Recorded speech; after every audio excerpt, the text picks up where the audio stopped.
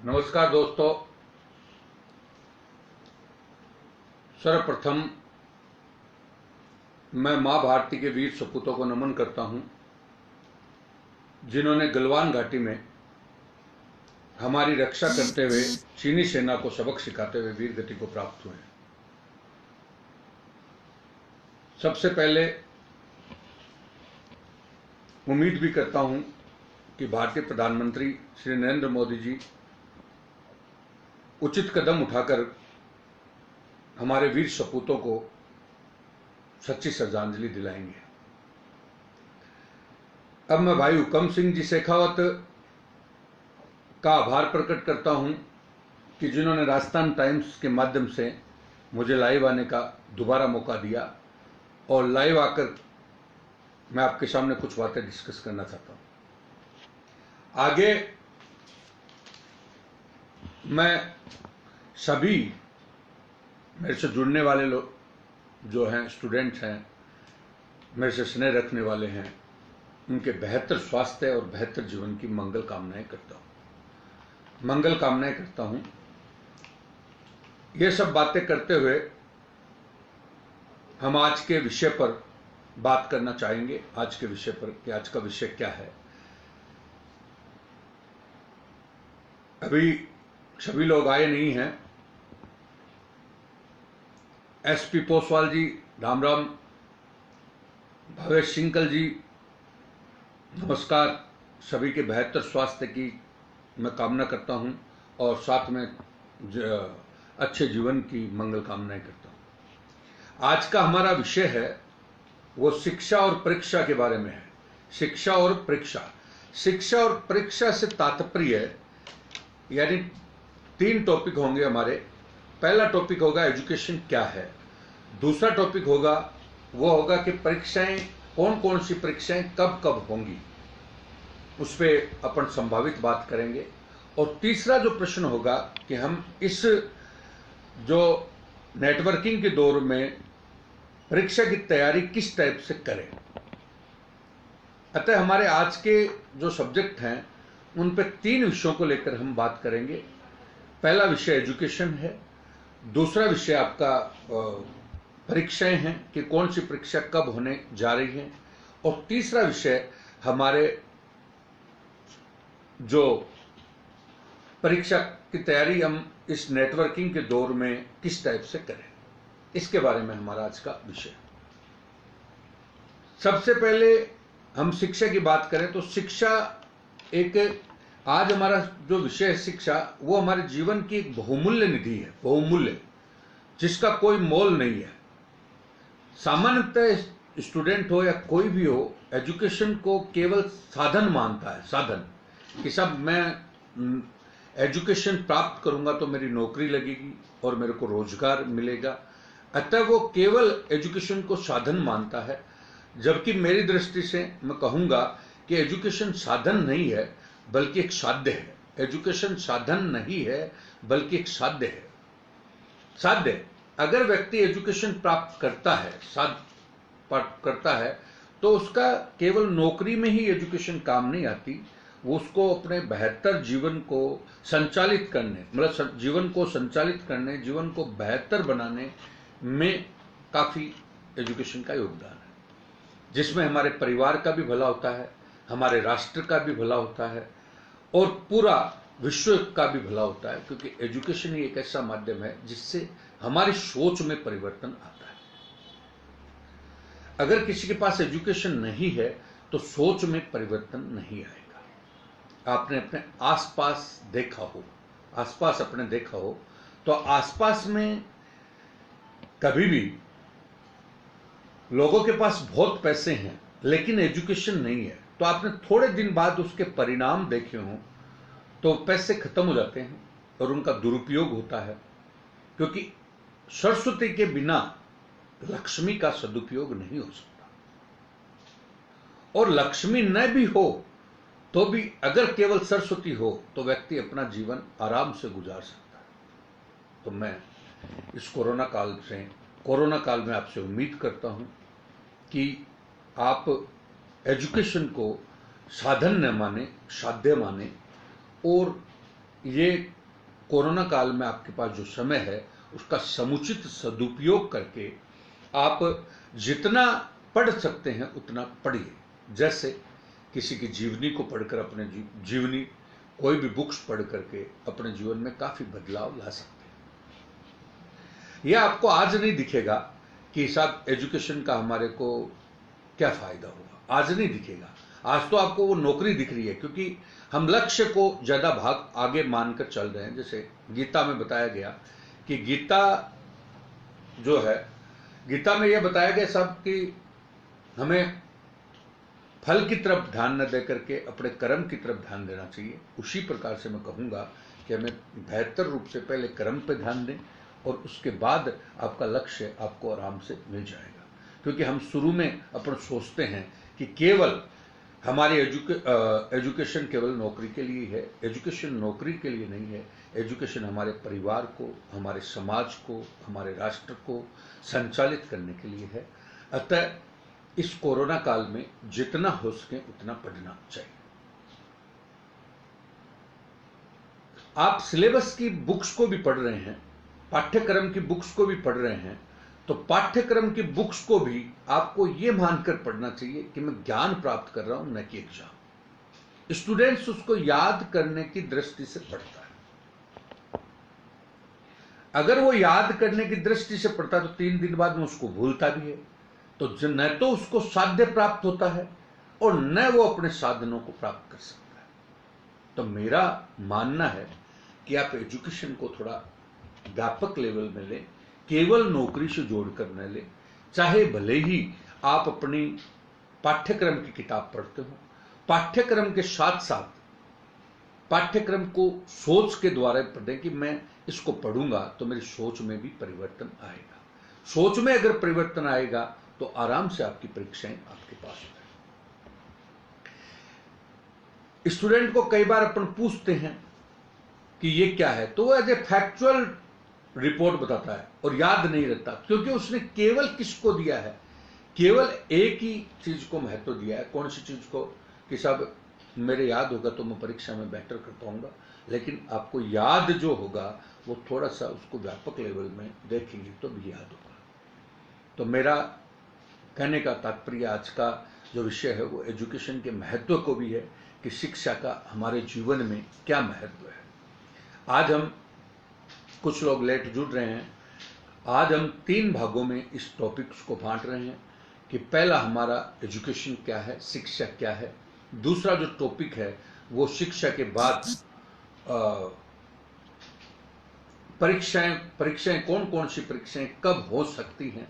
और तीसरा हमारा विषय है जो परीक्षाओं में हमें तैयारी किस टाइप से करनी चाहिए। इन विषयों को लेकर के आज हमारी बात है। तो मैंने पहला विषय जो आपके सामने रखा वो शिक्षा का रखा, एजुकेशन का रखा। एजुकेशन किसी भी साध्य को प्राप्त करने का एक साधन है। साध्य जीवन में कुछ भी हो सकता है। साध्य का तात्पर्य हमारे को जीवन में ज्ञान प्राप्त करने का साधन शिक्षा है। ज्ञान को प्राप्त करने का साधन शिक्षा है। अगर व्यक्ति के पास ज्ञान है तो वह सब कुछ कर सकता है। नौकरी भी लग सकता है, व्यापार में भी सक्सेस हो सकता है, जीवन में भी सक्सेस हो सकता है और अपना नाम भी कर सकता है। तो मैं ऐसे जरूर कहूंगा आपको कि एजुकेशन को थोड़ा सकारात्मक वे में ले। आपको ये बात थोड़ी सी अटपटी सी लगती है कि भाषण टाइप लगती है, बल्कि ये भाषण नहीं है। आप जो परीक्षा दे रहे हैं उसमें भी आपके लिए काम करेगी। मैं ये नहीं कह रहा अदर किताब भी मत पढ़ो। अपनी किताबें जो 6ठी से लेकर के अपन 10वीं तक की किताबें पढ़ते हैं उनमें सारे मुद्दे 12वीं तक सारे मुद्दे दे रखे हैं। अगर उनको हम सकारात्मक वे में लें तो आराम से हम सारी चीजों का ज्ञान प्राप्त कर सकते हैं। इसलिए आपको थोड़ा पढ़ने का अपना तरीका सुधार करके और एजुकेशन को साध्य मानना चाहिए, न कि साधन। अब हमारा जो विषय है वो, अगर आज हम कोरोना दौर से गुजर रहे हैं तो कोरोना का दौर है। आज भारत पे काफी संकट भी है। पहला, हम मानवीय और भौतिक आपदाओं से घिरे हुए हैं। इस समय मानवीय और भौतिक आपदाओं से देश इस समय जूझ रहा है। मानवीय आपदाओं का तात्पर्य है यह विदेशी आक्रमणकारी, सोशल मीडिया पर अफवाह फैलाना, सोशल मीडिया पर गलत ढंग से प्रस्तुत होना, यह हमारे समाज को, राष्ट्र को तोड़ना है। कई चीजें हम ऐसे ही डाल देते हैं, वो उसका बहुत ज्यादा फर्क पड़ता है समाज में। तो पहला तो मानवीय आपदाएं हैं, दूसरा प्राकृतिक आपदाएं, कई बार बीच में तूफान आ रहे हैं, कई बार बीच में आपका भूकंप आ रहा है। तो देश इस समय नाजुक स्थिति से गुजर रहा है। इसलिए हर व्यक्ति अगर थोड़ा ज्ञान रखता है तो अपनी मानसिकता को अगर वो पॉजिटिव रखेगा, मानसिकता को पॉजिटिव रखेगा, तो हम सारी समस्याओं से निजात पा लेंगे। कोरोना है, कोरोना में मानसिकता अगर व्यक्ति पॉजिटिव रखता है तो वो इतना सोच ले कि एक बार मेरे को इस साल ज्यादा कोई कमाने वगैरह की अपेक्षा नहीं रखनी चाहिए, और जो है वो ठीक है मेरे लिए, और है वो ठीक है, और दाल रोटी खा करके भी मैं इस साल अपने जीवन को बचा लूं और थोड़ा ज्ञान अर्जित कर लूं तो बहुत कुछ है। ज्ञान का इन्वेस्टमेंट वो कर दे और ज्यादा अपेक्षा न पाले, तो हम स्वयं भी सुरक्षित रह सकते हैं और दूसरों को भी सुरक्षित रख सकते हैं और अपराधों से भी बच सकते हैं। क्योंकि व्यक्ति जो अपराध की ओर अग्रसर होता है वो कब होता है? क्योंकि अपेक्षाएं, महत्वाकांक्षाएं, हमें थोड़े दिन के लिए ज्यादा महत्वाकांक्षाओं को त्यागना होगा, और जितना अपने पास है उसी में संतुष्ट रहना होगा। जितना अपने पास है उसी में संतुष्ट रहना होगा। मेरी ये आपको बहुत बड़ी बात मैंने कही, ये ज्ञान से ही संभव है। आज आदमी बहुत सारी अपेक्षाएं रखता है कि भाई मैं ये करूं, वो करूं, मेरे तो ये था, मेरे ये नुकसान हो गया, मैं ये करूं, तो वो ज्यादा हाथ पैर मारेगा तो किसी न किसी अपराध की ओर अग्रसर होगा। और ऐसे मान के चले कि घाटा केवल मेरे ही नहीं हुआ है, बल्कि सारे सिस्टम का ही घाटा हो रहा है, सारा समाज ही पीड़ित है। तो अगर वो समाज को केवल ये सोच ले कि भाई अपने है उसमें अपना काम चला करके, है उसमें काम चला करके हम इस समस्या से निजात पाए और जियो और जीने दे पर काम करें। जियो और जीने दे से तात्पर्य हो गया कि भाई मैं भी सुरक्षित हूं, अगले को भी सुरक्षित हूं, अपराधों से बचें, गलत भावनाओं से बचें, तभी हम शांतिपूर्ण समस्याओं का समाधान कर सकते हैं। अग्रेसिव विचारों से बचें। सोशल मीडिया पर आप बहुत से लोग समाज, जाति, क्षेत्र, विश्व, राष्ट्र, उस पर अग्रेसिव विचार प्रस्तुत करते रहते हैं। वो अग्रेसिव विचार हमें पता नहीं कि उनका कितना आज नहीं तो कल नेगेटिव इफेक्ट आता है। अग्रेसिव विचारों का न होकर के तार्किक बातों पे बात करें। तार्किकता जितनी होगी उतना आपको, मैं ये नहीं कह रहा मुद्दों पे लड़ना चाहिए, मुद्दों पे बात करनी चाहिए। कौटिल्य ने एक बात को, मतलब हमारे जो विद्वान हैं कौटिल्य जी, उन्होंने जो बात कही वो बात ये कही कि जो आदमी ज्ञान रखता है और वो अपने विचारों का तर्क वितर्क नहीं करता तो उसका जीवन कुछ भी नहीं है। करना चाहिए तर्क वितर्क, तर्क वितर्क होना चाहिए, लेकिन तर्क के साथ पूर्व धारणा से ग्रसित न हो कोई भी चीज में। तो ये मैंने बोला है। तो शिक्षा हमें काफी हद तक हमारे जीवन को बदल सकती है। मैं बहुत से जो भाई कंपटीशन की तैयारी नहीं कर रहे लेकिन अपने घर को ही चला रहे हैं, उनके लिए भी एजुकेशन बहुत मायने रखती है। मैं एक छोटा सा उदाहरण देता हूँ। आप व्यापार करते हैं, आप घर को चलाते हैं, जैसे बहुत सी महिलाएं हैं वो ऐसे सोचती हैं कि साहब मेरी नौकरी नहीं लगेगी तो क्या होगा। लेकिन मैं ये कहता हूँ, कई बार भी क्लास में मैंने कहा है कि अगर सभी ऐसे सोचें कि जब नौकरी नहीं लगी तो ज्ञान तो हो रहा है ना कम से कम, क्योंकि एक महिला को ज्ञान होगा तो वो अपने परिवार को बेटर कर सकेगी, तो कम से कम अगली पीढ़ी का तो बेटर होगा। जैसे आपने देखा, हम जिनकी माताएं, जिनकी नानी, जिनकी दादी पढ़ी लिखी हैं, अच्छी पढ़ी लिखी हैं, वो परिवार बहुत आगे जंप कर गए, वो नौकरी थोड़ी लगे थे। तो कई बार अपन क्या होता है, स्वार्थों के आधार पर उन चीज़ों को छोड़ देते हैं। तो मेरा कहने का तात्पर्य है कि भाई जीवन में शिक्षा अनमोल है, ज्ञान अनमोल है। इस ज्ञान से ही हमारी मानसिकता में बदलाव है। कई लोग मेरे को कहते हैं आप ये कर लो, वो कर लो। मैंने कहा जो है वो ठीक है, जीवन चल रहा है। सिर्फ एक ही चीज सोचो कि भाई अपना के साथ कोई का दो का कुछ भला कर सके, बस इतना सा सोचो, बाकी कुछ नहीं। महत्वाकांक्षाएं अपार हैं, कुछ नहीं। मैं ये नहीं कहूंगा कि करना नहीं चाहिए, करना चाहिए, सभी को करना चाहिए, क्योंकि आदमी महत्वाकांक्षी नहीं बनेगा तो भी विकास संभव नहीं है। लेकिन ये वर्तमान में दौर नहीं है, वर्तमान में ऐसा दौर नहीं है। वर्तमान दौर नाजुक समय है, इसमें हम ज्यादा महत्वाकांक्षा पालेंगे तो दूसरे रास्तों की ओर चले जाएंगे। तनाव न ले, सिर्फ ये सोच लें थोड़े दिनों के लिए कि आपसे कहना ज्यादा हमारे जुगाड़ थोड़ा घर का ही है, ज्यादा टेक्निकल आदमी मैं नहीं हूं, तो इसलिए क्षमा चाहूंगा। तो इसलिए हमारा जो विषय था वो ये विषय था कि शिक्षा जीवन में बहुत आवश्यक है। शिक्षा होगी तो हमें ज्ञान होगा, शिक्षा होगी तो हमें ज्ञान होगा, और ज्ञान होगा तो हमारा जीवन बेहतर रूप से चलेगा। हम भी अच्छे रहेंगे, लोग भी अच्छे रहेंगे, और हमारा समाज और राष्ट्र एक अच्छाई की ओर जाएगा। ये तो आपका विषय है। अब मैं बोलना चाह रहा हूं कि दूसरा जो टॉपिक आज का है हमारा, वो परीक्षाओं का है। परीक्षाएं, जैसे इन दिनों कौन कौन सी परीक्षाएं। तो पहली सबसे बड़ी जो परीक्षाओं में जो उथल पुथल का दौर चल रहा है, वो तो पहला तो रीट का चल रहा है कि भाई रीट की परीक्षा कब होगी और कैसे होगी। तो सबसे पहला उथल पुथल का दौर है वो रीट की परीक्षा का है। अभी आप मेरे सामने आ रहे हैं, 2 मिनट बोलूंगा, कहीं आ रहे हैं।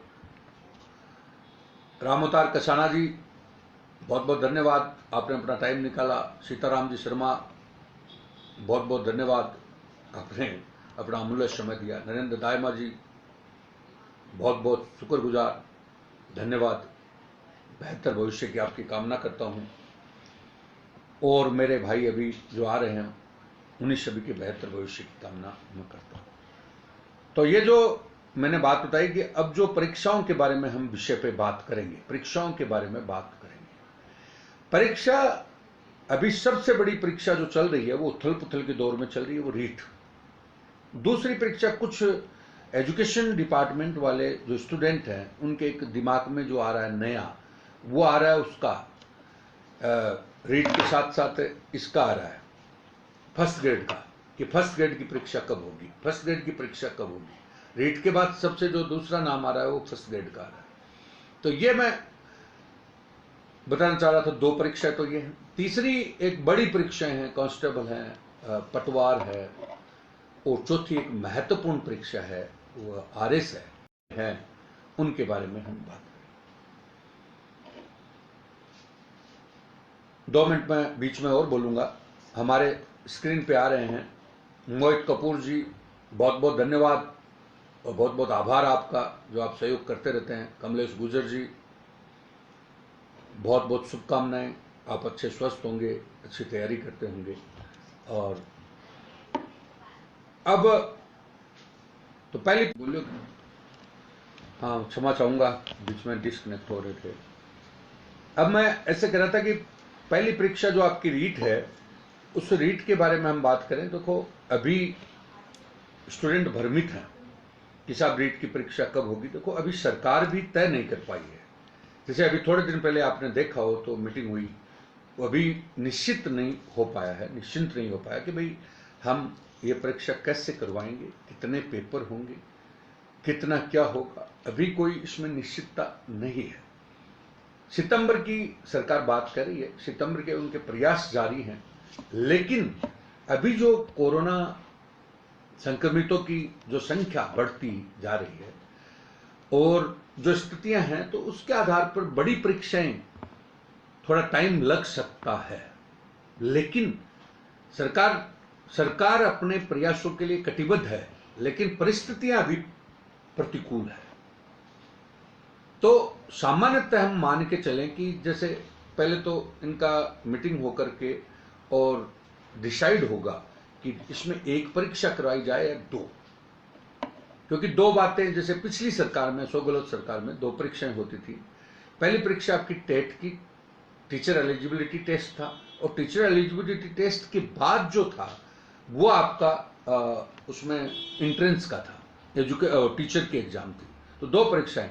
अब बात चल रही है कि 2 हों या परीक्षा 1 हो। पहला प्रश्न तो ये है। और दूसरा प्रश्न है कि भाई उसमें शैक्षणिक योग्यता जो आपकी रिकॉर्ड है वो कितना जोड़ा जाए और कितना आपका मतलब परीक्षा का वेटेज दिया जाए। तो ये अभी विचार चल रहा है इस पे। अब मैं इसके लिए कहूंगा कि जैसे रोजाना मैं कर दूं या कोई भी कह देते हैं, अपने अपने गेस लगाते रहते हैं कि साहब उसमें ये होगा, उसमें ये होगा। देखो, अभी सरकार को ही पता नहीं।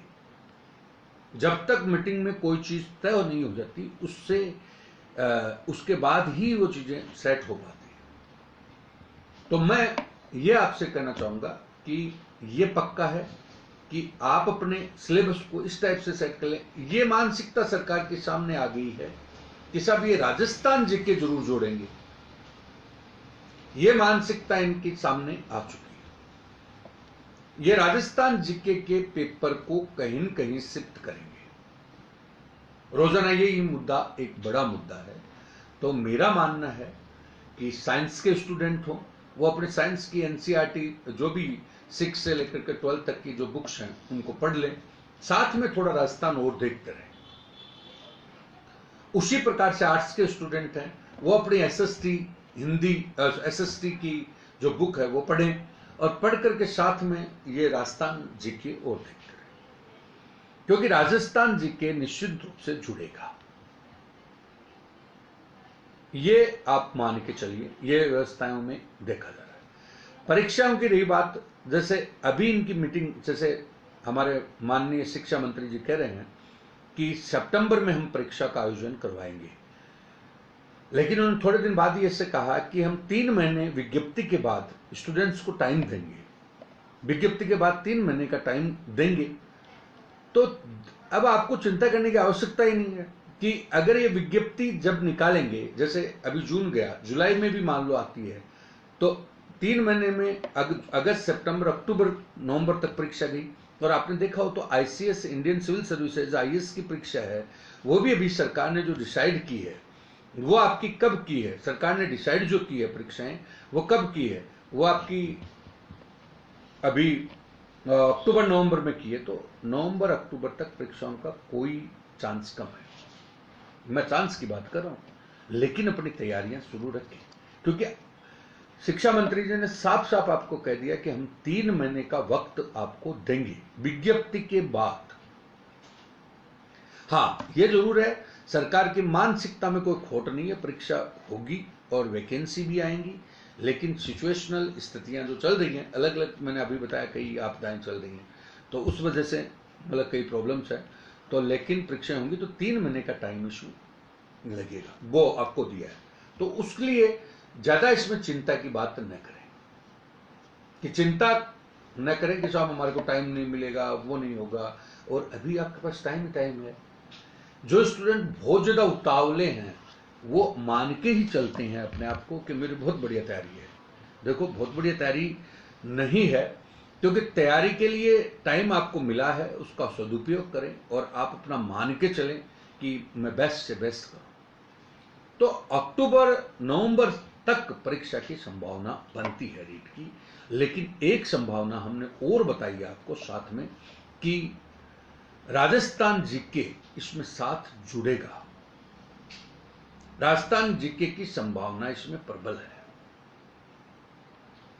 तो इसलिए आपसे साइंस के विद्यार्थियों और आर्ट्स के विद्यार्थियों राजस्थान जीके को साथ लेकर चले। यह आपका रीट का फर्स्ट ग्रेड का भी चल रहा है। फर्स्ट ग्रेड का कुछ स्टूडेंट फर्स्ट ग्रेड की परीक्षा देने जा रहे हैं। तो फर्स्ट ग्रेड पे ऐसा है कि फर्स्ट ग्रेड जो परीक्षा है उसमें जब तक आपका रीट वाला मसला सोल्यूट नहीं हो जाता तब तक उसके बारे में विचार बाद में होगा। भाई रीट का जो ही हुआ तो अगला जो टारगेट होगा सरकार का वो फर्स्ट ग्रेड का होगा, ये श्योर है। अब फर्स्ट ग्रेड का अगला टारगेट होगा तो स्वाभाविक सी बात है जब अक्टूबर नवंबर में हमारी परीक्षा रीट होती है तो अगली जो परीक्षा है वो जनवरी तक मतलब अगले साल में जाएगी।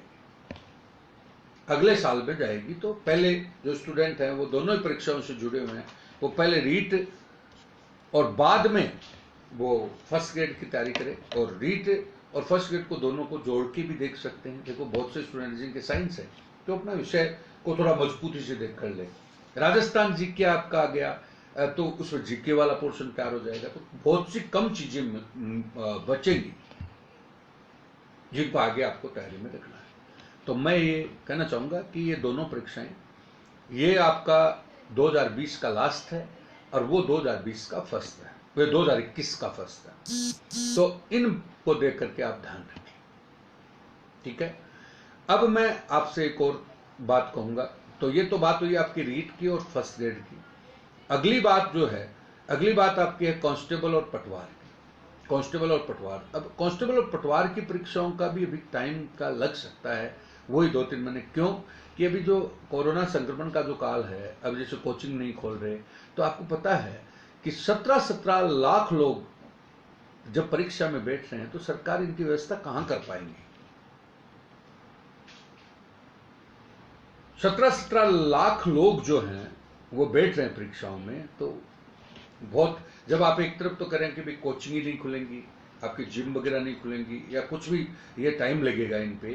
तो इन पे जब टाइम लग रहा है तो परीक्षाओं का भी आयोजन बहुत बड़ी चुनौती है। इतनी बड़ी संख्या में स्टूडेंट्स को सोशल डिस्टेंसिंग के साथ मैनेज करना इतना संभव नहीं है। इसलिए मैं कहना चाहूंगा कि वो अपनी तैयारी जरूर रखें, कंटिन्यू रखें, क्योंकि आपकी तो वैकेंसी कब की आई हुई है और आपको रखना भी चाहिए। लेकिन आप इतना प्रेशर न बनाएं कि साहब परीक्षा कल हो सकती है, और थोड़ा टाइम भी मिलेगा सरकार की ओर से, जब भी डिसाइड होगी तो उसमें टाइम भी मिलेगा।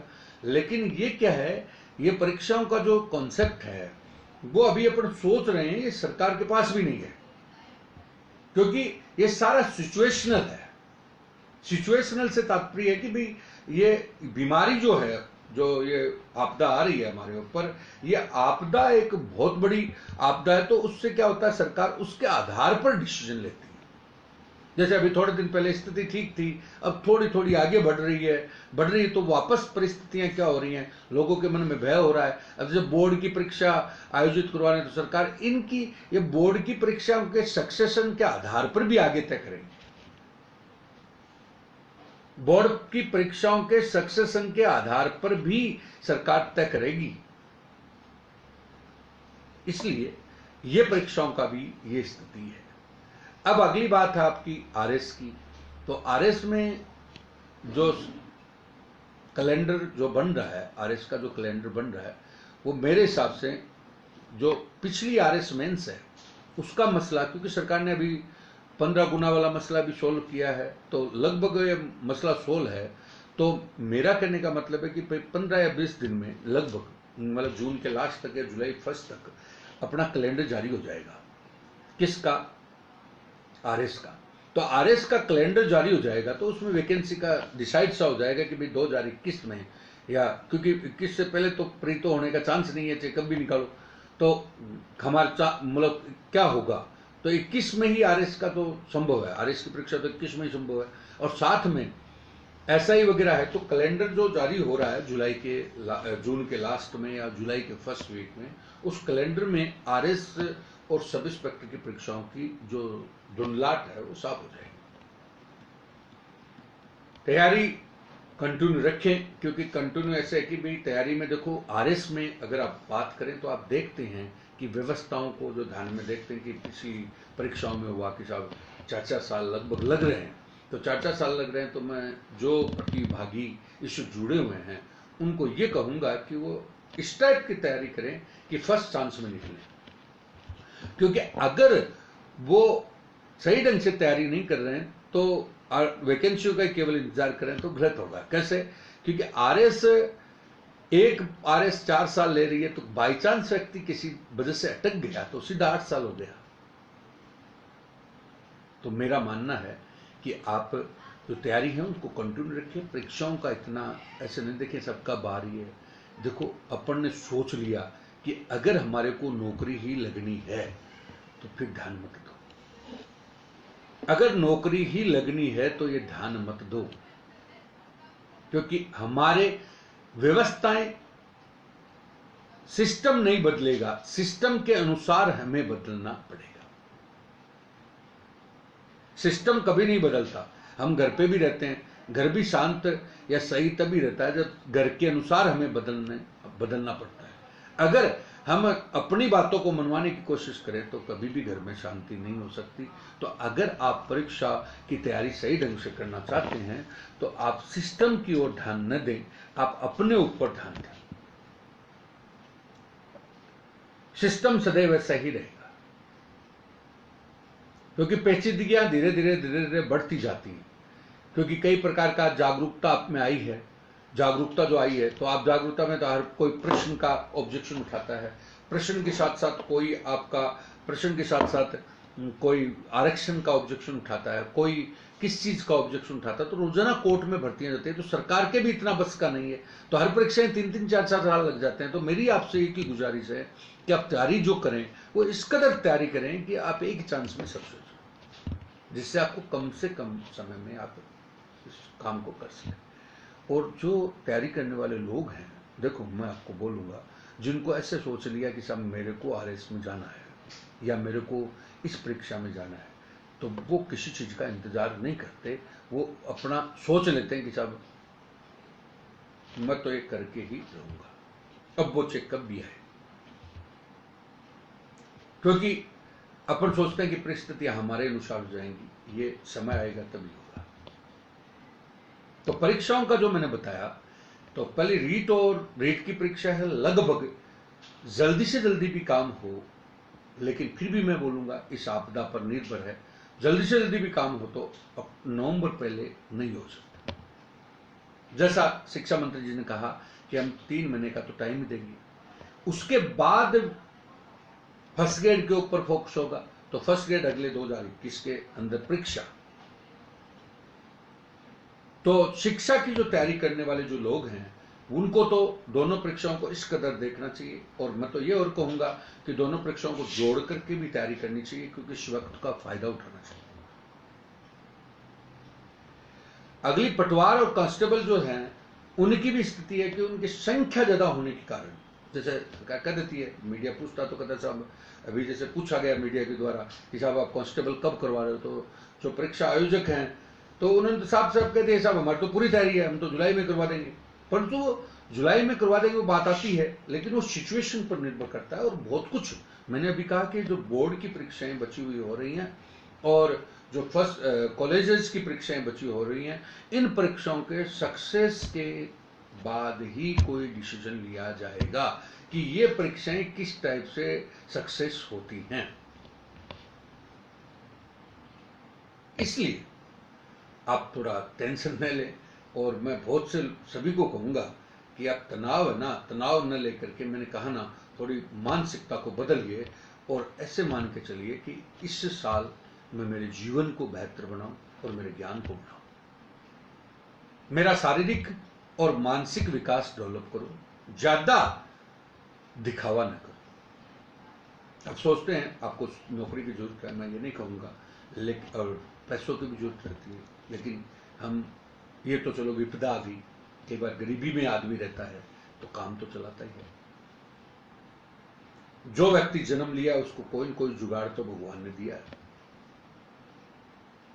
लेकिन उसकी महत्वाकांक्षाएं उनको अदर क्षेत्र में ले जाती है, अपराध की ओर धकेल देती है, दिमाग को खराब कर देती है।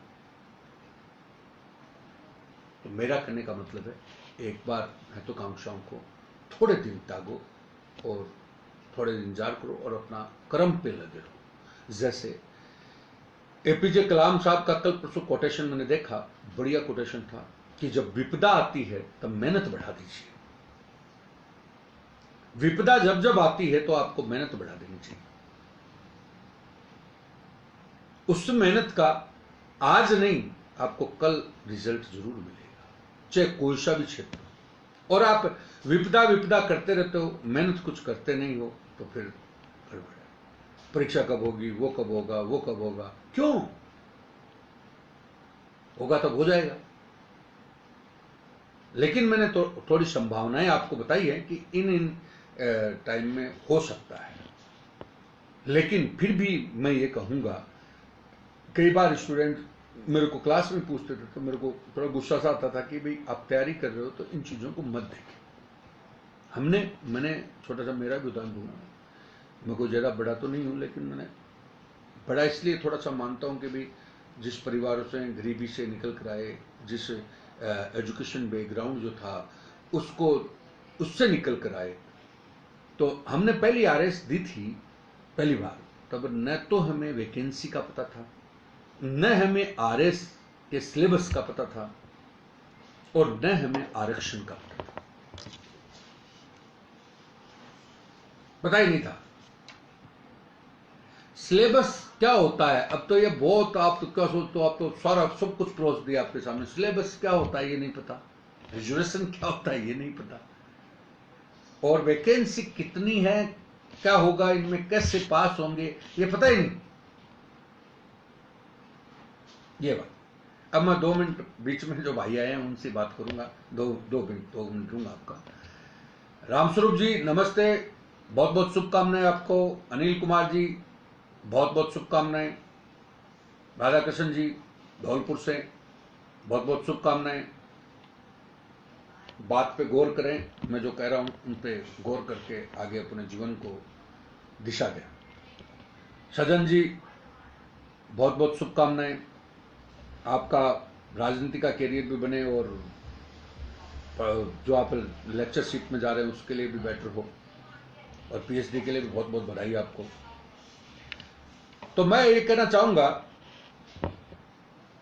कि ये तो हुई परीक्षा की बात, अब मैं आपको तैयारी की बात बता रहा हूं। देखो वर्तमान में हम देख रहे हैं तो जो लाइव क्लासें हैं और जो ऑनलाइन क्लास हैं और आपका यूट्यूब वाला है, तो ये क्या है, इस कदर मतलब आगे कि बहुत ज्यादा कंपटीशन हो गया, बहुत ज्यादा। तो मैं ये कहूंगा ये गलत नहीं है, लेकिन आपकी इन पर निर्भरता भी कम हो, ज्यादा नहीं हो, ज्यादा निर्भरता नहीं हो इतना, क्योंकि आप कई बार देखते हो तो आप अपने आत्मा में थोड़ा झांकिए। कई बार अपन लग जाते हैं नेट के, तो नेट के लग जाते तो अपन 2 4 5 घंटे, मतलब 5-7 घंटों का पता ही नहीं चलता, खराब हो जाता ना। हम देखते हैं ये देख लो, ये देख लो, ये देख लो, ये देख लो, ये देख लो, देखते रहते हैं तो 1 दिन गुजर गया, 2 दिन गुजर गया, पढ़ाई नहीं हो पाई। नेट वाली जो क्लासें हैं वो इतना ही देखें जितना आपको लगे कि भाई सुबह पूरे पढ़ लिए, शाम को 2 घंटे अपन देखें आज का जो सब्जेक्ट हमने पढ़ा उस पर कोई वीडियो है तो देख लें। और मैं इतनी निर्भरता नहीं, ये सब ये हो पूरा, ये हो नहीं सकता। चार्ल्स बेबेज ने कंप्यूटर बनाया, तो चार्ल्स बेबेज ने कंप्यूटर बनाने के साथ ही एक बात कही, ये बात कही कि साहब अगर हम टेक्नोलॉजी पर ज्यादा निर्भर हो गए तो हमारा ज्ञान टेक्नोलॉजी में ट्रांसफर हो जाएगा। ज्ञान हमारा टेक्नोलॉजी में ट्रांसफर हो जाएगा तो हम खुद अंदर से खाली हो जाएंगे, फिर सोचने समझने की क्षमताएं कम हो जाएंगी, और फिर आप कॉपी पेन पर आएंगे तो आपका मन नहीं लगेगा, याद नहीं होगा। तो मेरा ये मानना है कि इस पे अति पे न जाए, खुद नोट्स बनाकर पढ़ें, थोड़ा बहुत टाइम उसको दे दें, उसमें भी डिसाइड करें कि मैं 1 घंटे ही देखूंगा। कई बार अपन देखते हैं रात के 2 बज जाते हैं, 3 बज जाते हैं, और देखा उसका रिजल्ट क्या निकला। आप सोच के कई बार देखें कि सब कोई चीज़ आपने देखी, 2-5 घंटे देख ली, और उसके बाद आप याद करके देखो याद हुई क्या। बुरा मैंने नहीं बताया, मैंने ये बताया है कि सब जो भी पढ़ाई करें दिन में खुद थोड़ा बहुत आप उसका सहारा ले सकते हैं, लेकिन पूरी निर्भरता न लें। बहुत से स्टूडेंट ये हो जाए, वो ले लिया, वो कर दिया, वो ऐप आ गया, वो ऐप आ गया। क्या आप अपने थोड़ा अंदर से झांक के देखें कि कितना का आपको फायदा हो। लेखन की प्रैक्टिस करें, अपने जो नोट्स हैं वो बनाएं, फिर देखो, खुद के नोट्स बनाओ, नोट्स बना बना के पढ़ो। मैं ज्यादा बड़ाई नहीं करूंगा, लेकिन इस कोरोना काल में 15 मार्च को कोचिंग बंद हुई, तो 15 मार्च से लेकर के अब तक मैंने कम से कम भी 2000 पेज लिख दिए।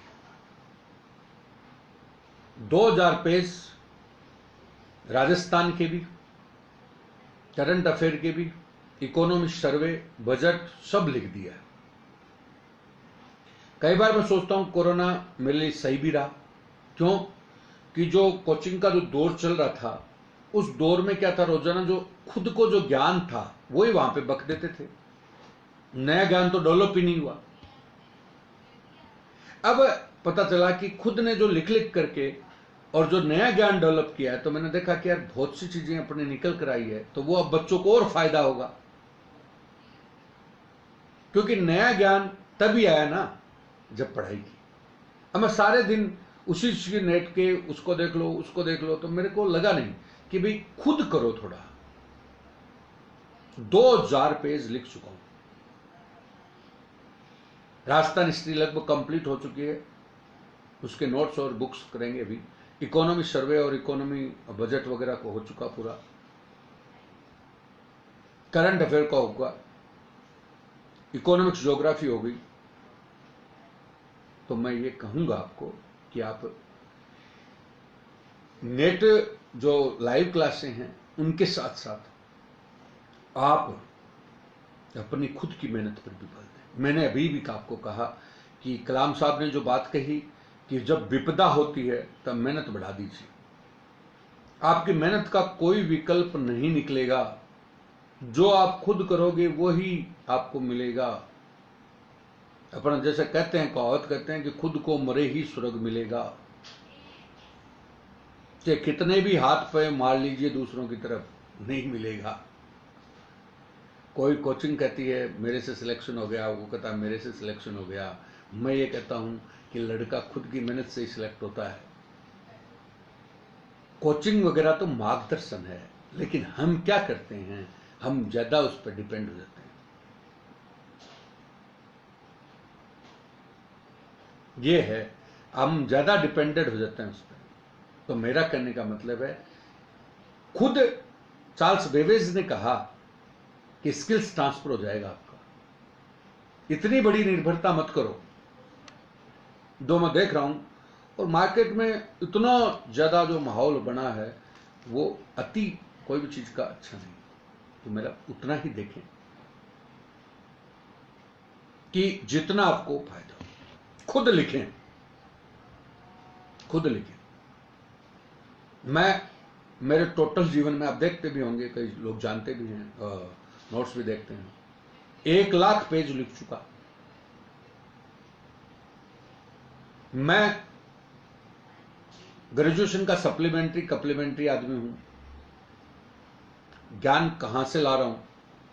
मेहनत जब पीछे पड़ जाते हो कोई चीज के, तो सब कुछ संभव है। ये नौकरी तो छोटी सी बात है। कोई भी आदमी, आप राजनीति में चले जाओ, चाहे आप प्रशासन में चले जाओ। मैं 2 मिनट 1 मिनट भाइयों को बोलना चाहूंगा। राकेश जी आचार्य जी, बहुत बहुत शुभकामनाएं आपको, अच्छे हैं। और यादव साहब, नंबर आपको मेरे व्हाट्सएप पे भेज दूंगा, आप मेरे को व्हाट्सएप करेंगे तो और बता दूंगा। प्रदीप सिंगोदिया जी, बहुत बहुत शुभकामनाएं। आपका राजनीति में बेहतर भविष्य हो और आप बेहतर कर सकें। अब मैं आपको ये बोलूं कि जो चीज है, मेहनत का कोई विकल्प नहीं है। कोई भी ऐसा कोई व्यक्ति नहीं है जो आपके भविष्य को संवार सकता है। आपका भविष्य केवल आप संवार सकते हो, चाहे वो राजनीतिक क्षेत्र हो। राजनीतिक क्षेत्र में भी अपन कितने ही आकाओं को पाल लें, लेकिन लास्ट में आपका जो मेहनत और कर्म है वही आपके काम आएगा। और लोग बोलेंगे तो वो आवाज ऊपर अपने आप ही जाएगी। प्रशासन में हम देखते हैं जो लोग वर्कर्स हैं, अच्छा काम करते हैं, वर्कर्स हैं, अच्छा काम करते हैं, वो वर्कर्स को पकड़ पकड़ के लाते हैं। उनका न तो कोई ट्रांसफर होता न कुछ बात होती। और नौकरी लगने वाले हैं, उनकी पक्की है। वो कोई कोचिंग, थोड़ा बहुत गाइड ले लिया, जो भी गाइडलाइन ले लिया और मेहनत झोंक दी, पक्का पास है।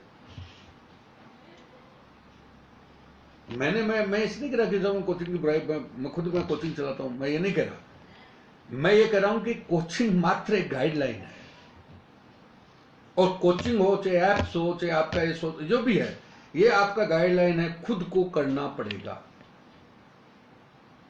अगर खुद नहीं करोगे तो कोई रिजल्ट नहीं आएगा। देखो, आप क्लासों में बच्चों को देख लो, बहुत से बच्चों को देख लो, रिजल्ट आते तो ऐसे बच्चे जो एकदम कभी लगता ही नहीं कि पास हो गए, क्या वो पास हो जाते हैं। क्यों?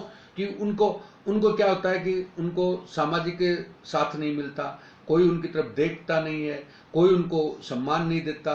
तो वो देखता है यार मेरे पास क्या है, तो उसको अंदर से अभिप्रेरणा मिलती है कि मैं ये करूं, तब करता है।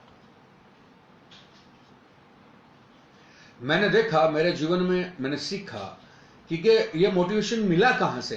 तो ये मोटिवेशन ऐसे मिला ना कि जैसे दुकान पे चीनी लाने जाते, याद आता है अभी, तो आधा किलो चीनी देना, तो दे रहा है, चीनी वाला दे रहा है, तो कहता है पैसे आज नहीं कल दे देंगे, कहते रख जा चीनी वापस। वो दिन देखे क्या कितनी बेइज्जती होती है यार। अपने को भी कुछ करना चाहिए, अपने को भी कुछ करना चाहिए। वो गरीबी देखी, उससे उस गरीबी को या जो आपकी बेइज्जती है उसको पाड़ो अंदर, और अंदर उसका बदला थोड़ी लेना है, करके दिखाओ। और ये करना तभी संभव है। बेइज्जतियां जो होती हैं हमारे जीवन में, जैसे प्रदीप जी कह रहे हैं साहब राजनीति में क्या महत्वपूर्ण है, तो राजनीति में भी ये महत्वपूर्ण है कि रोजाना कई जगह बेइज्जती होती है, कई जगह होती है। तो उसमें भी क्या होता है कि हम वर्क करेंगे तो अपने आप ही लोग पूछेंगे, जनता बोलेगी।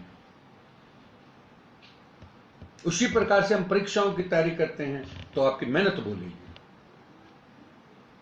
कोई किसी को पास कराने वाला नहीं है, दो ही चीज पास कराने वाली है, आपकी मेहनत, और जब समय आएगा तब आपको जरूर मिलेगा। ऐसा ईश्वर, ऐसा कोई भी व्यक्ति नहीं है जिसको मौका नहीं देता। मौके को बुनाने वाला चाहिए।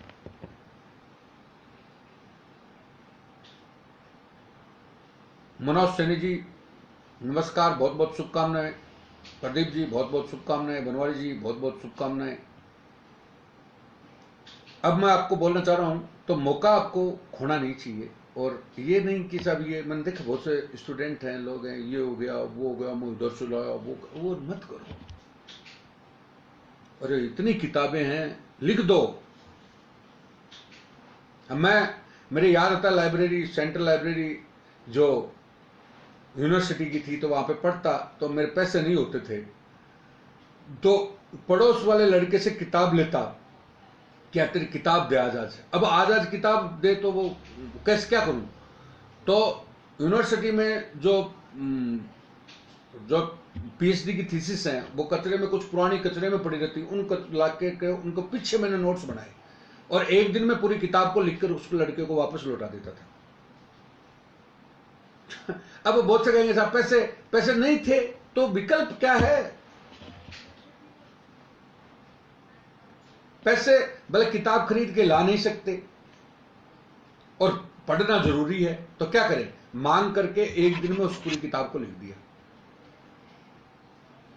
तब मैं कई बार सोचता हूं कि यार अपन मतलब कैसे पास हुए, तो पास ऐसे हुए जीवन में संघर्ष पास करवा देता है। और बहुत से आप सोचते हो ना कि ये कुछ नहीं है, और ये दो ही चीज है, एक तो ऊपर वाले का आशीर्वाद, दुआएं लोगों की, और समय, और बाद में आपकी मेहनत। मेहनत करो, अपेक्षाएं मत करो लोगों से। सबकी बेइज्जती होती है जीवन में। अब गरीब हूं मैं, ऐसे रोने से कुछ नहीं होगा, मैंने बहुत देखा है उसमें काम निकाल लो और मेहनत को बढ़ा दो।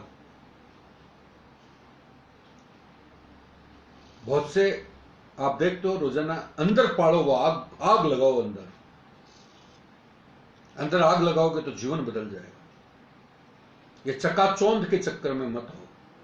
मैंने मेरी कोचिंग चलाई है, मैंने चकाचौंध नहीं किया, और न मैं करना चाहता हूं। मैं तो कभी भी सही बात बताई है, क्योंकि मैं प्रोफेशन नहीं है मेरा पैशन है।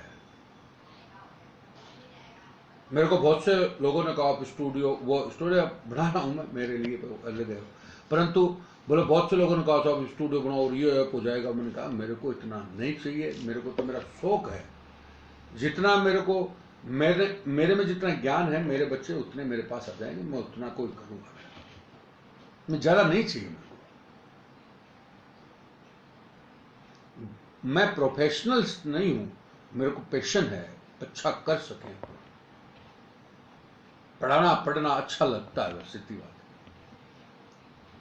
अब बहुत से ऐसे कहते हैं आप इतना क्यों लिखते हो, आज के जमाने में तो ऐसे मेहनत करने की जरूरत ही नहीं है, ये इधर से कट पेस्ट हो जाएगा, ये इधर से कट पेस्ट हो जाएगा। तो क्यों कट पेस्ट करूं? मैं लिखता हूं तो उससे मेरा ज्ञान भी बढ़ता है, लिखता हूं तो उसका ज्ञान भी तो बढ़ता है मेरा।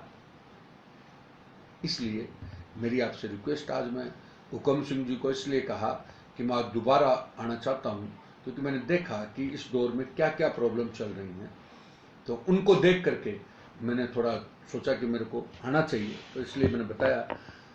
तो आज के विषय पर मैंने 3 बातें की है, एक तो शिक्षा पे, एक परीक्षाओं के ऊपर, और एक परीक्षा की तैयारी पर।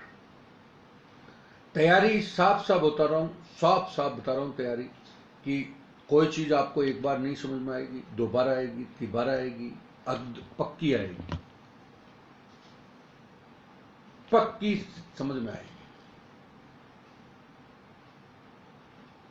इसलिए मैं बोलना चाहूंगा कि दूसरों से अपेक्षा ज्यादा मत करो। मेरे से ज्यादा लोग जुड़ते हैं, कई बार ज्यादा जुड़ते हैं ना, तो मैं दूर कई बार भागता हूं, क्योंकि वो बाद में अपेक्षाएं ज्यादा हो जाती है तो वो कुछ कर नहीं पाता। अपने आप की हमारे पोदार स्कूल में मैं पढ़ता था, तो एक छोटे सा उदाहरण देता हूं। हमारे वो गौड़ साहब हेडमास्टर थे, तो वो हमारे को डांटते थे डेली, मतलब डांटते क्या, बदमाशी करते, डांटते, और वो ऐसे कहते तुम जिंदगी में तुम कुछ नहीं कर सकते, कहते वो बेइज्जती, परीक्षा, वो उसमें प्रार्थना में बेइज्जती करते, कुछ भी नहीं कर सकते तुम। तो मैंने, कोई बात नहीं, अब वो हमारे आग लग गई यार, ये रोजाना बेइज्जती करता है। तो जिंदगी में 3rd डिवीजन नहीं आई, 3rd डिवीजन आई, और 11वीं 12वीं में 2nd डिवीजन आई। मैंने उनको कहा सर पास भी हो गए, 2nd डिवीजन आ गई। तो बोले मैं और क्या चाहता था, मैं तो तुम्हें सही रास्ते पे लाना चाहता हूं।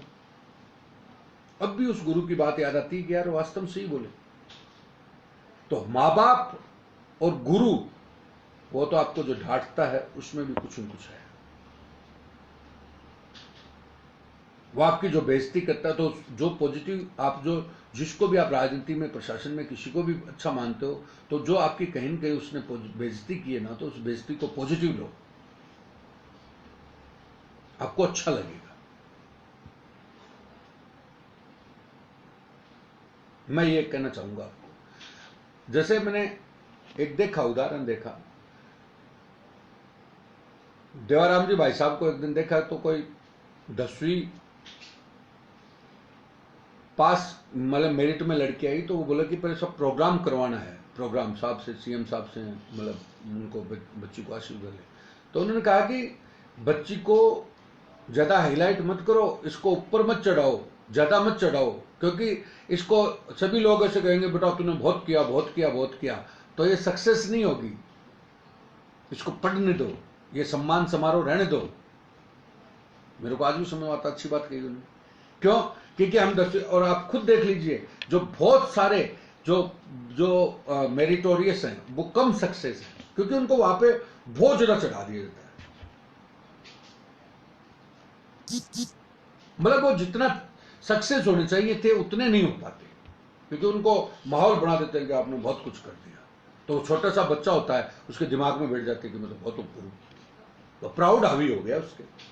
तो सुकरात वाली बात हो गई कि ज्ञानी कौन जो स्वयं को अज्ञानी माने, और अज्ञानी कौन जो स्वयं को ज्ञानी माने। ये वो बोलना चाहूंगा आपको। इसलिए मेरी आपसे आज 2-3 बातों पे बात हुई, अच्छा लगा। और आपको जो मैं कहना चाहता था, मैंने आज आत्मा से बात कही है, उनको आप गौर करें और बेहतर भविष्य बनाएं। और देश के सबसे पहले अपना परिवार, समाज और देश में सहयोग होगा। जैसे बहुत से स्टूडेंट ऐसे कहते हैं सब देश के लिए हम क्या कर सकते हैं, हम बहुत कुछ कर सकते हैं देश के। हम स्वयं के अपने विचार पॉजिटिव बना लेंगे तो देश तो सुधर गया। देश कौन है? परिवार से समाज बना है, समाज से देश बना है। इसलिए देश हम ही है ना। मैं तो जहां भी कभी बात करता हूं कि साहब एक ही चीज की बात है, एक ही चीज की जरूरत है। वो क्या है? केवल केवल ज्ञान और मानसिकता। विचारों को पॉजिटिव रखें, ऐसे पूर्व धारणा से ग्रसित न हो। कोई भी चीज पूर्व धारणा से ग्रसित नहीं, अच्छी बात लगे, आपके आत्मा को छुए, उस बातों पे बात करें। और पढ़ाई में ऐसे सोचें कि यार मैं पूरा पढ़ूंगा और लिख लिख करके देखूंगा तो आपको अच्छा लगेगा। अब मैं राधे कृष्ण जी, राम राम, नमस्कार। प्रदीप जी नमस्कार। जयप्रकाश जी, कोचिंग खुलेगी, अब जल्दी खुलने वाली है। देखो जुलाई 1 में खुल सकती है, लेकिन परिस्थितियों पर भी निर्भर करेगा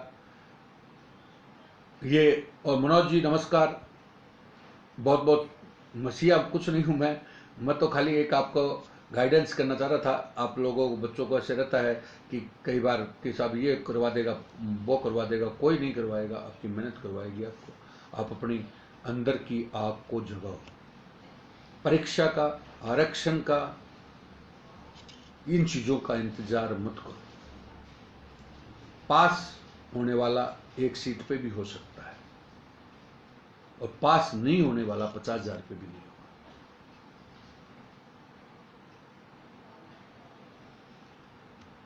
युवाओं की आत्महत्या पे प्रदीप जी पूछ रहे हैं, तो आत्महत्या का तो मतलब वही है ना, अपनी महत्वाकांक्षाएं जो हैं वो ज्यादा हैं। अब जैसे बहुत से लोग हैं, उन्होंने देखा हमने तो सब कुछ खो दिया, इतना कमाते, इतना ये हो गया, इतना ये घाटा लग गया, इतना ये हो गया, तो वो ऐसे करेगा ना। आदमी से सोच ले यार क्या गया, हम लाए क्या थे जो गया। मेरे को कई कहते हैं, तो मैंने कहा गुदड़ी लाया था एक यार, सब कुछ पाए पाए तो है, तो जाओ ये घाटा हो गया, वो जाएगा वो जाएगा, हो गया। तो अपेक्षाएं मत करो। एक तो अपेक्षाएं हमें मतलब क्या करती है, हम जैसे मैं किसी से अपेक्षा पाल लेते हैं और वो अपेक्षा पे खरा नहीं उतरता, तो हमें ऐसा लगता है कि मेरे साथ धोखा हो गया। एक हम महत्वाकांक्षाएं बहुत ज्यादा पाल लेते हैं। एक अपने आप में जीना सीखें, कुछ भी नहीं आएगा, और मस्त रहे। जितना अपने पढ़ सकें, लिख सकें। और मैं तो अभी आपको प्रदीप जी, आपको भी कहना चाह रहा था कि थोड़ा बहुत जीवनियां वगैरह पढ़े। जीवनी, किसी भी व्यक्ति की जीवनी, मतलब जो बहुत से महापुरुष हैं विदेश देशी, उनकी जीवनी बहुत कुछ सीखने को मिलेगा। मैंने एक चीज देखी, ज्ञान से सब कुछ संभव है। पैसा आपका इतना भला नहीं कर सकता। आप देखते हो बहुत से लोग जमीन बेच बेच करके कई बार करोड़पति हो गए, लेकिन पैसों से इतना उनका भला नहीं हुआ और थोड़े दिन में पतन हो गया। लेकिन जिसके पास ज्ञान है उसके पास सब कुछ है।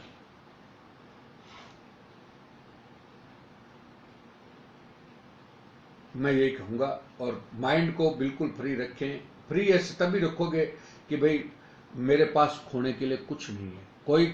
और थोड़े दिन तानों के दीवाने हो जाओ। तानों के दीवाने मतलब टाइम जब अपना खराब आता है तो लोग ताने मारते ही हैं, उन तानों को पॉजिटिव भी रखो कि यार मैं मेहनत करके इसका जवाब दूं। देखो हर आदमी की बेइज्जती कहीं न कहीं होता है, रोजाना हमारी भी होती है। कहीं जाते हैं तो हमारे से ऊपर वाले लोग हैं वो कर देते हैं, ऐसे लगता है कि यार अपन तो कुछ नहीं है।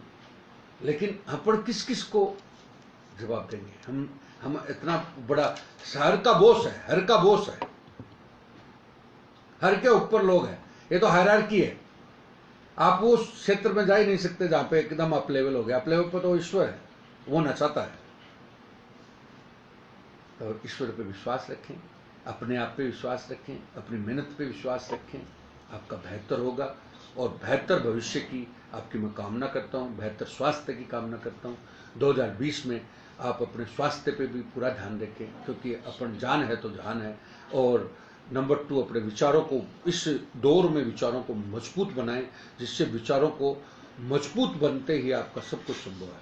कोचिंग जल्द से जल्द खुलेगी, कोचिंग खुलेगी तब आपसे मिलना होगा। और जयप्रकाश जी, मनोज जी, सभी लोग जो अभी, प्रदीप जी, और मेरे जो अभी लाइक में आए और मेरे से स्नेह रखने वाले सभी लोगों को नमस्कार, और स्नेह नहीं रखने वालों को भी नमस्कार। और सबके बेहतर स्वास्थ्य, बेहतर भविष्य की मैं कामना करता हूँ। और मेरे विचार अच्छे लगे या न लगे, मैंने तो जो मेरे मन में था वो कहा है, वो आपको कभी न कभी कोई फायदा देगा। बहुत बहुत शुभकामनाएं, बहुत बहुत धन्यवाद।